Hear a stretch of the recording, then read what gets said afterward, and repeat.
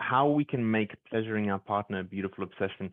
Something that I find fascinating for me is how many men I encounter that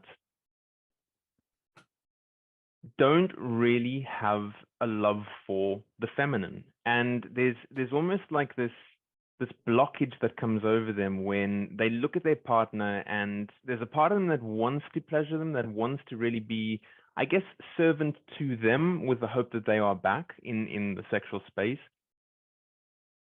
But it's almost like that there's something that comes in that blocks them from giving 100%. So I guess really what I'm curious about is that, is that something that you've experienced as well with in your experience and field? But also, how do we sort of overcome that hurdle? How do we get to the point where we look at our partner with the deepest appreciation and love for them, that almost like their pleasure is our pleasure? A huge amount for people that I've encountered in the States and Canada and limited exposure in Europe is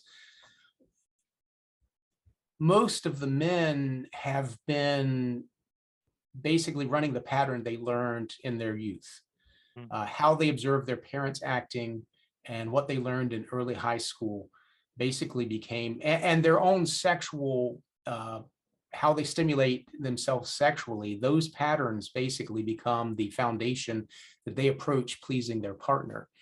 And it also, it's really unfortunate, but at least in American culture, women oftentimes aren't very outspoken about what they want sexually.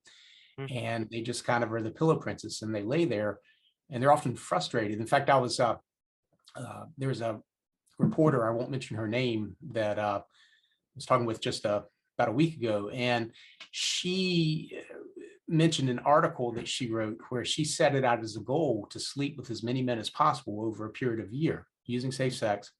Very attractive lady, lived in New York City, and she had quite a few experiences, but she said out of all of those experiences over the entire year, she only had one orgasm.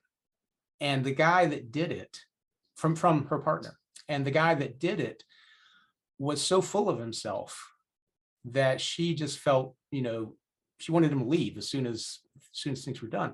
And there have been studies. The question is how accurate these studies are. I think that the majority of women aren't as happy sexually as they could be or would want to be, but there's just a disconnect in that. And for men, at least based on what I've seen, it seems like they're just copying what they learned when they were younger and what their interests are, because they tend to put themselves in a box as far as, okay, sexuality is something we do at this time at night and we don't talk about it and it just happens. So they don't really have a way to explore it.